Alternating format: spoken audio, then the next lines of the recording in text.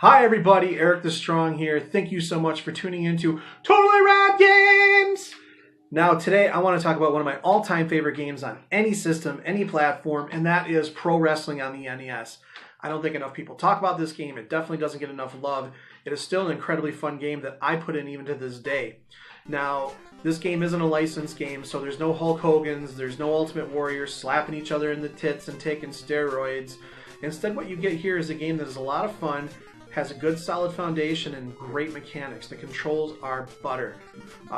Doesn't have the deepest roster of any wrestling game you might play, but the characters in the game are more than enough. Let's take a look.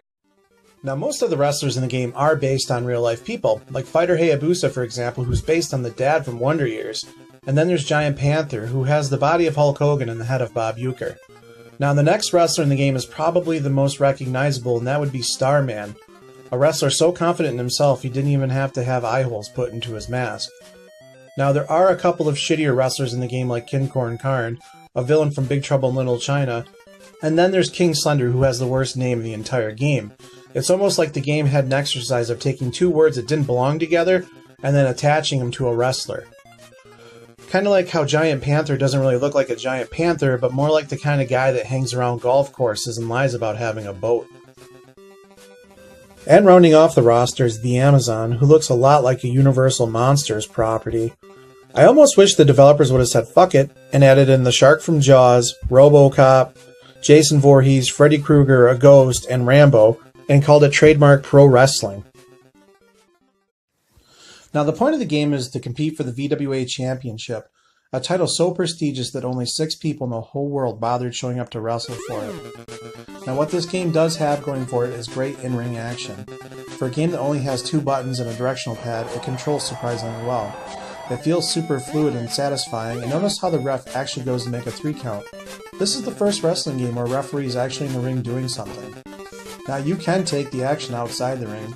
You have until the count of 20 to fight your opponent out there, so this game doesn't really shy away from getting hardcore. As a matter of fact, this game has one of the most hardcore maneuvers I've ever seen in any video game. Let's check it out.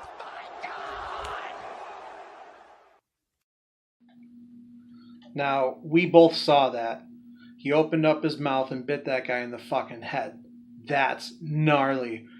I don't know what they were thinking when they hired a rambling, ravenous swamp beast to a wrestling federation, but I'm sure glad they did it because that kicked ass. Now, one of the best parts about this game is after you're done punishing your opponent, you decide to finally go for the win, you cover him up, and it almost looks like they electrocute the audience in celebration of your victory. It's after this you get to see one of the more classic examples of bad video game translation. Now it's time to move on to the boss fight, if you can call it that. You wrestle the Great Puma. I'm not sure why they call him that, as he doesn't look anything like a puma, and there's nothing great about him, as he just copies the moveset from every other wrestler in the game. Now, he's the sole representative of the VWF, the rival company of the VWA.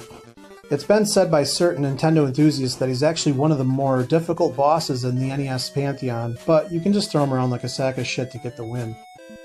Now, after you put him away, you win the VWA and the VWF Championship title belts.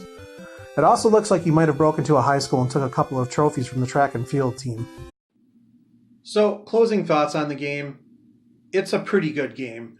There was quite a few wrestling titles released on the Nintendo, and this is my personal favorite. I actually think this might be the best wrestling game up until Saturday Night Slam Masters on the Sega Genesis or the Super Nintendo. I think I like the Super Nintendo one a little bit more.